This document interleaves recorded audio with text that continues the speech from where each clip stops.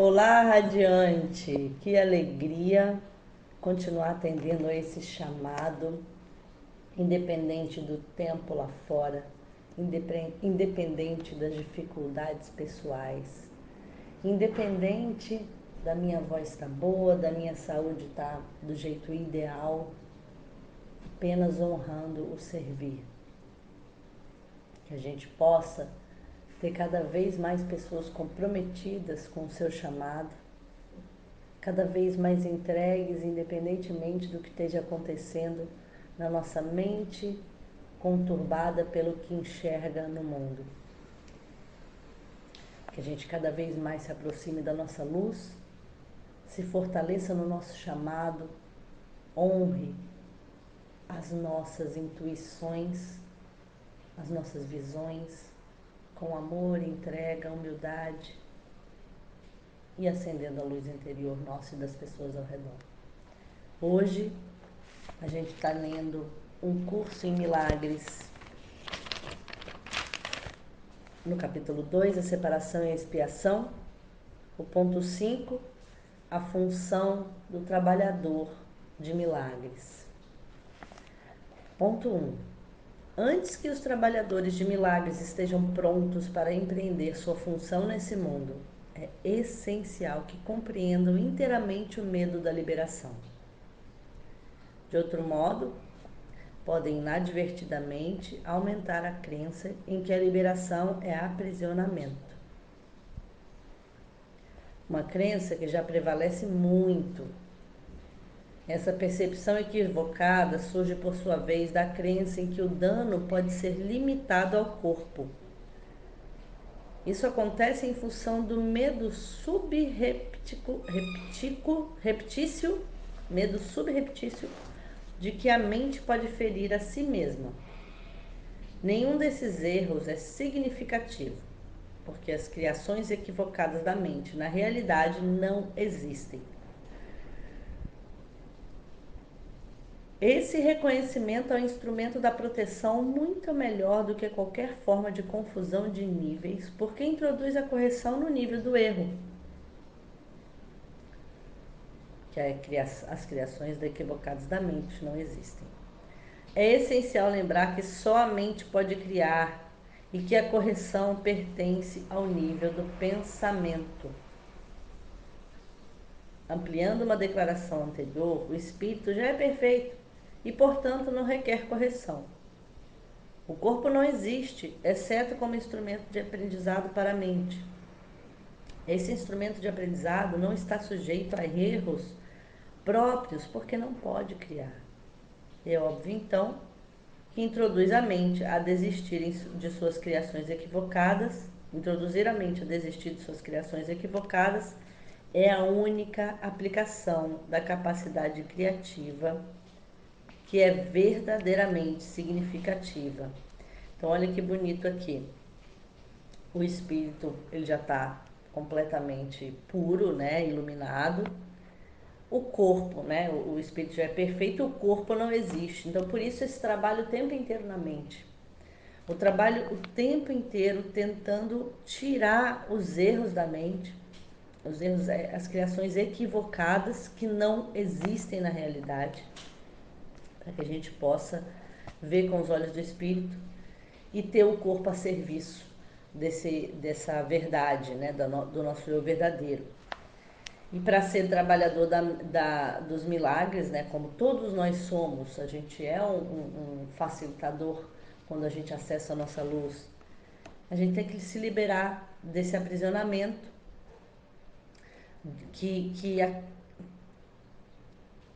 do medo da liberação, que acredita equivocadamente de que a crença que o dano pode ser limitado ao corpo, quer dizer, tudo aquilo que... Isso a gente pode associar. Quando a gente, por exemplo, tem medo, eu tenho trabalhado muito com pessoas que buscam o seu propósito, né? E a tradução de propósito nesse sentido seria, eu vou viver uma vida que eu não trabalho que me massacre por dentro, e eu vou ter uma relação melhor com o tempo, com o meu agora, com as pessoas, honrando algo que me faça feliz em realizar diariamente. Só que a hora que a pessoa associa isso a quando eu vou viver dessa forma, significa que eu não vou ter segurança. O meu corpo, quer dizer, a minha segurança que me ampara o meu corpo, a capacidade de sustento, de alimento, de proteção, de teto sobre a cabeça, de proteção na velhice, de cuidar das pessoas que eu amo, de comprar as coisas que eu preciso, de consumir aquilo que eu gosto, vai ficar limitada, vai ser mais aprisionadora do que libertadora. Eu entro no medo, até num pânico. E aí vira um pânico duplo, porque o ego já que criou aquele sistema anterior de segurança tá machucando o espírito, porque a pessoa está totalmente insatisfeita, está adoecendo, né? Crise de ansiedade, de pânico, de aprisionamento interno. O chamado fica cada vez mais forte, principalmente quando a pessoa começa a empreender uma caminhada na direção da espiritualidade e da inteligência emocional, mas aquela voz que vai sendo ouvida, que é o espírito finalmente tendo abertura para ser ouvido, né? Tirando as camadas que impedem que a luz, o Espírito Santo, chegue até nós e realize a expiação, há um medo profundo, porque associa tudo isso à liberação, que o corpo vai ser afetado, vai ser danificado. Provavelmente faz sentido para você. Ponto 2. Mágica é o uso da mente de forma criativa, porém equivocada ou não mental. Mágica é o uso da mente de forma criativa, porém equivocada ou não mental. Os medicamentos físicos são formas de encantamentos, mas se tem medo de usar a mente para curar, não deve tentar fazê-lo. O próprio fato de ter medo faz com que a tua mente seja vulnerável à criação equivocada. E está, portanto, propenso a compreender de forma equivocada qualquer cura que possa ocorrer. E como o egocentrismo e o medo usualmente ocorrem juntos, pode ser incapaz de aceitar a fonte real da cura. Nessas condições, é mais seguro para ti se apoiar temporariamente em instrumentos de cura físicos, porque esses não podes perceber equivocadamente como as tuas próprias criações. Enquanto persistir o teu sentimento de vulnerabilidade, não deves tentar apresentar milagres. Esse ponto, ele vai contra algo que a gente fala muito atualmente, né? Você tem que acessar sua vulnerabilidade, né? A gente tem que acessar, ser vulnerável, né? Tem todo um movimento em cima da vulnerabilidade acontecendo. E aqui fala que não. Curso em Milagres o tempo inteiro fala que não.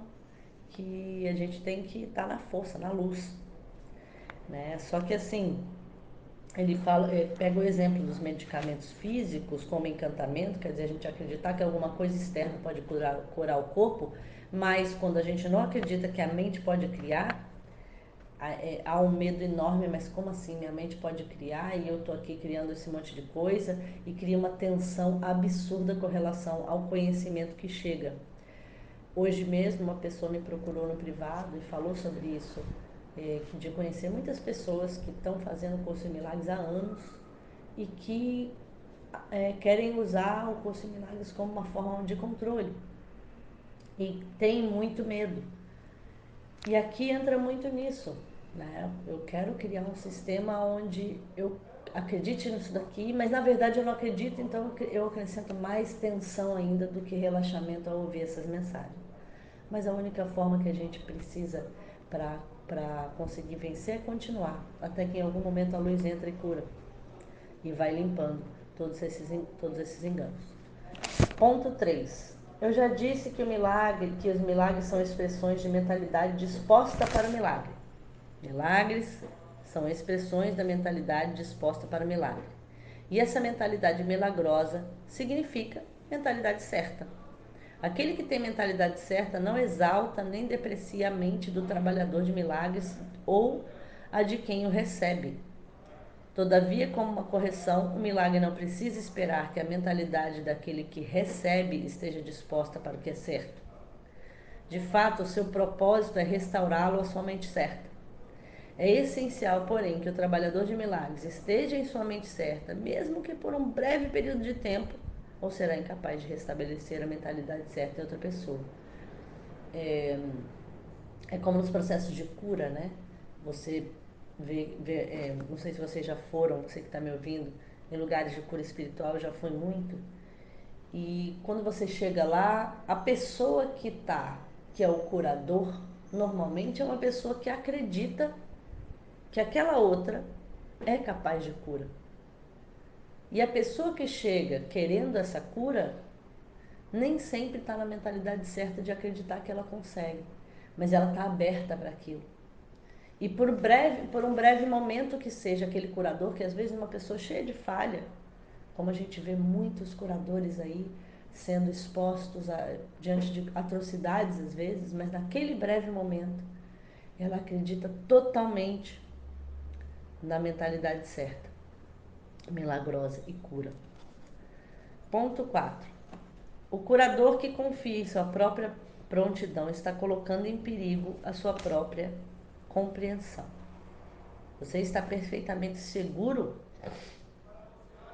enquanto está completamente despreocupado com a tua prontidão, mas mantém uma confiança consistente na minha. Ou seja, essa confiança invulnerável não é a confiança exatamente em você, mas na força de Deus em ti. Se as tuas inclinações para trabalhar em milagres não estão funcionando adequadamente, isso sempre acontece porque o medo introduziu-se na tua mentalidade certa e a virou de cabeça para baixo. Todas as formas de mentalidade disposta para o que não é certo são resultados da recusa em aceitar a expiação para você mesmo. Se você aceita, está em posição de reconhecer que aqueles que necessitam de cura são simplesmente aqueles que não compreenderam que a mentalidade certa é a cura em si mesma. Essa parte da expiação, que venha a ser essa limpeza, né, esse ajuste, talvez seja o maior ponto de medo. Ao ler, eu consigo identificar um pouco disso, porque é o medo de passar pela limpeza necessária para que você esteja vivendo em milagres, toda a abundância esteja chegando até você, você se sinta completamente dentro da mentalidade certa. Ponto 5. A única responsabilidade daquele que trabalha em milagres é aceitar a expiação para si mesmo. Isso significa que reconhece que a mente é o único nível criativo e que os erros que ela comete são curados pela expiação. Uma vez que aceita isso, a tua mente só pode curar. Negando a tua presença qualquer potencial destrutivo e reempossando-a dos seus poderes puramente construtivos, você se coloca em posição de desfazer a confusão de níveis de outros. A mensagem que então lhe dá é a verdade de que as tuas mentes são similarmente construtivas e as suas criações equivocadas não podem feri-lo. Afirmando isso, libera a mente da supervalorização do seu próprio instrumento de aprendizado e a restaura à sua verdadeira posição como aprendiz. Ponto 6. Deve enfatizar mais uma vez que o corpo não aprende, nem tampouco cria. Como um instrumento de aprendizado, ele meramente segue o aprendiz. Mas se é falsamente dotado de iniciativa própria, vem a ser uma séria obstrução ao próprio aprendizado que deveria facilitar. Apenas a mente é capaz de iluminação. O espírito já é iluminado e o corpo em si mesmo é por demais denso. A mente, porém, pode trazer sua iluminação ao corpo, reconhecendo que ele não é o aprendiz, portanto, não pode ser levado ao aprendizado. Contudo, o corpo é facilmente levado a se alinhar com a mente, que aprendeu a vir além dele, em direção à luz. O aprendizado corretivo sempre começa com o despertar do espírito e o afastamento da crença na vista física. Isso frequentemente acarreta o medo, porque tem medo de usar a tua vista espiritual, tem medo do que a tua vista espiritual vai te mostrar. Quem aqui não tem esse medo, né? Se a gente não fala que tem, é porque ainda não tem consciência. As pessoas relatam essa sensação de medo, de insegurança, de não estar entendendo, eu inclusive. Eu disse anteriormente que o Espírito Santo não pode ver o erro e só é capaz de olhar para o que está além do erro, em defesa da expiação. Não há dúvida que isso pode produzir desconforto. No entanto, o desconforto não é o resultado final da percepção. Quando se permite que o Espírito Santo olhe para a profanação do altar, ele também olha imediatamente em direção à expiação. Nada do que ele percebe pode introduzir o medo ou induzir ao medo. Tudo o que resulta da consciência espiritual é meramente canalizado em direção à correção. O desconforto só surge para trazer à consciência a necessidade da correção. Olha que bonito, a gente volta novamente a um conceito de lei de atração, né? Que nos mostra que a frequência, a vibração ou a emoção, trazendo de uma forma mais fácil para você, de desconforto, de medo, de tristeza, está apenas mostrando quão distante a gente está do nosso eu real e como a gente tem que voltar. Ou seja, só surge para trazer à consciência a necessidade de correção. E a expiação, ou seja, a visão espiritual, ela não enxerga erro, ela não se prende a essa emoção. Ela apenas está sempre vendo você completamente íntegro, perfeito, conectado e te trazendo de volta através das experiências de expiação, de milagres, de situações que te mostram um pedacinho disso de novo para que você venha voluntariamente. E a dor muitas vezes vai conduzir, corrigindo através da expiação. Mas não deixa de ser uma percepção nossa, porque a gente estava identificada com o corpo, identificada com a mente, identificada com os pensamentos e com o sistema do ego. 8. Em última instância, o medo da cura surge de uma recusa em aceitar inequivocadamente que a cura é necessária. O que o olho físico não vê é corretivo e nem pode o erro ser corrigido por qualquer instrumento que possa ser visto fisicamente. Enquanto você acredita no que te diz a tua vista física, as tuas tentativas de correção estarão equivocadamente dirigidas. A visão real é obscurecida porque não pode suportar ver o seu próprio altar profanado. Mais uma vez que o altar foi profanado, o teu estado vem a ser duplamente perigoso, ao menos que seja percebido. Estou presa aqui nessa frase. Em última instância, o medo da cura surge de uma recusa em aceitar inequivocadamente que a cura é necessária. Olha só. Ponto 9. A cura é uma habilidade que foi desenvolvida após a separação. Antes disso, era desnecessária. Como todos os aspectos da crença no espaço e no tempo, ela é temporária. Contudo, enquanto o tempo persiste, a cura é necessária como um meio de proteção. Isso é assim porque a cura baseia-se na caridade. E a caridade é uma maneira de perceber a perfeição do outro, mesmo quando não pode percebê-la em você mesmo. A maioria dos mais elevados conceitos que você é capaz de ter agora dependem do tempo. A caridade é realmente um reflexo mais fraco de uma abrangência do amor muito mais poderosa, que está muito além de qualquer forma de caridade que você possa conceber por enquanto. A caridade é essencial à mentalidade certa, no sentido limitado de que ela pode ser agora alcançada. Então, vai desconstruindo também essa ideia da caridade, né? É uma maneira de perceber a perfeição no outro.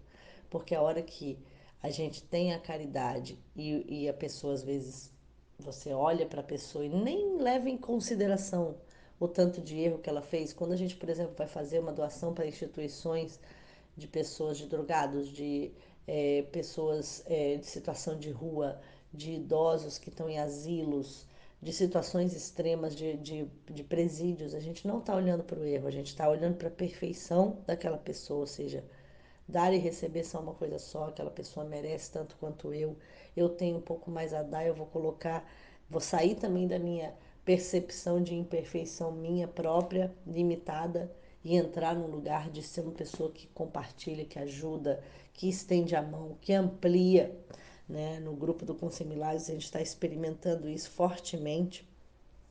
Então, a caridade é essencial, a mentalidade certa no sentido limitado na qual ela pode ser agora, alcançada agora, porque na verdade tem uma abrangência muito maior de amor e muito mais poderosa do que a gente pode conceber que a caridade não chega, como a gente enxerga hoje, né?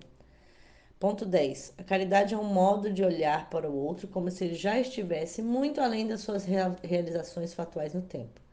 Às vezes acontece isso, né? Eu vou ler o livro e me vem os insights de download, de conexão, que depois o próximo ponto explica. Como seu próprio pensamento é faltoso, ele não pode ver a expiação para si mesmo, ou não teria nenhuma necessidade de caridade.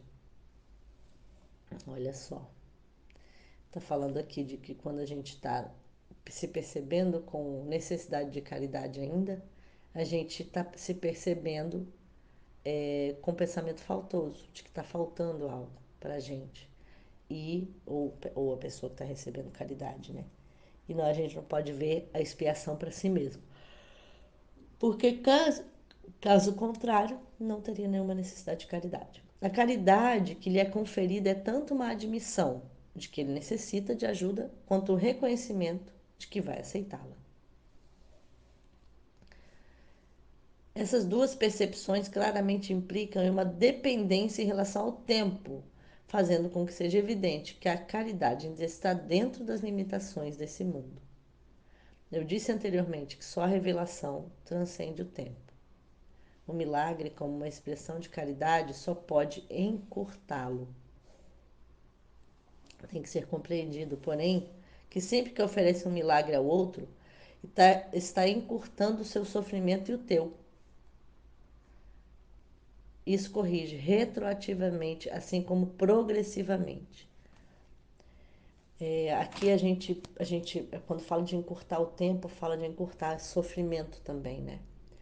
Porque nessa percepção de somos todos um, nessa percepção de que todos somos luz, a gente percebe também que nós todos podemos estar temporariamente é, não conseguindo enxergar totalmente, ou não estando totalmente aberto para expiação, para revelação, por conta de coisas que nos aconteceram, por conta de situações que nos machucaram, por conta de mágoas que estiveram presentes na nossa vida, por conta de dificuldades que a gente passou recente.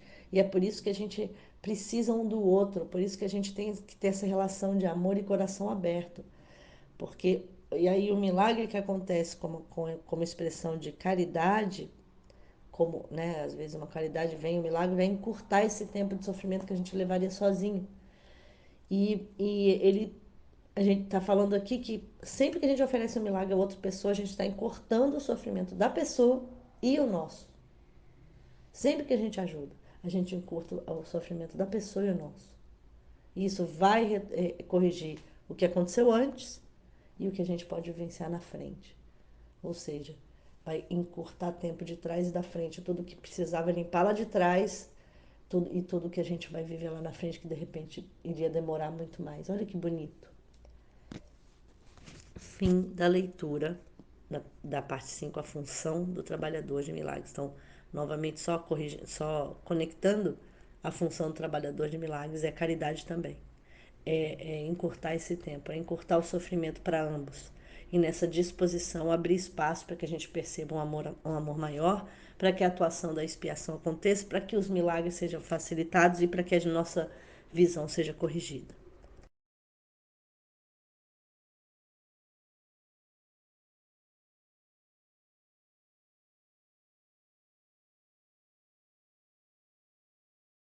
Olá, adiante. Leitura comentada do livro Um Curso em Milagres, interpretado por mim, Maria do Sol. Livro de exercícios, lição 22. O que eu vejo é uma forma de vingança. A ideia para o dia de hoje descreve precisamente o modo como alguém que mantém pensamentos de ataque na sua mente tem que ver o mundo. Tendo projetado a sua raiva sobre o mundo, ele vê a vingança prestes a golpeá-lo. Assim, seu próprio ataque é percebido como autodefesa.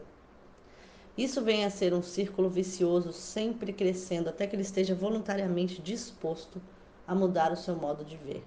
Caso contrário, pensamentos de ataque e de contra-ataque o preocuparão e povoarão seu mundo inteiro. Que paz pode ele ter dentro da sua mente nesse caso? É dessa fantasia selvagem que você quer escapar. Não é uma notícia alegre ouvir que isso não é real? Não é uma descoberta feliz descobrir que você pode escapar?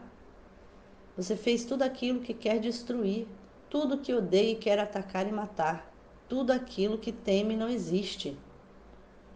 Olhe para o mundo ao seu redor pelo menos 5 vezes no dia de hoje, durante 1 minuto no mínimo a cada vez. Ao mover os seus olhos lentamente de um objeto para o outro, de um corpo para o outro, diz a ti mesmo: eu só vejo o que é perecível. Eu não vejo nada que vá durar. O que eu vejo não é real. O que eu vejo é uma forma de vingança. Ao final de cada período de prática, pergunta a si mesmo: é esse o mundo que eu realmente quero ver? A resposta é certamente óbvia. No dia de hoje, a gente começa a entrar. Já começamos ontem, né? Na lição 21, eu acho. A partir da 20, 21, a gente começa a lidar com raiva-ataque, ou seja, as nossas reações ao mundo que a gente criou. Essa justificativa de que a gente tem que defender porque cria um mundo que tá nos atacando. Mundo e pessoas. E aí a gente cria esse mundo hostil. Então é muito bonito a partir de agora como a amorosidade vai entrando. Faça com entrega esse exercício, sem se cobrar, confiando no seu caminho, confiando que esse livro chegou na hora certa. Compartilha tudo aquilo que te fez refletir lá no grupo para que a gente possa interagir. E segue com fé. Com fé. Fim da leitura do exercício.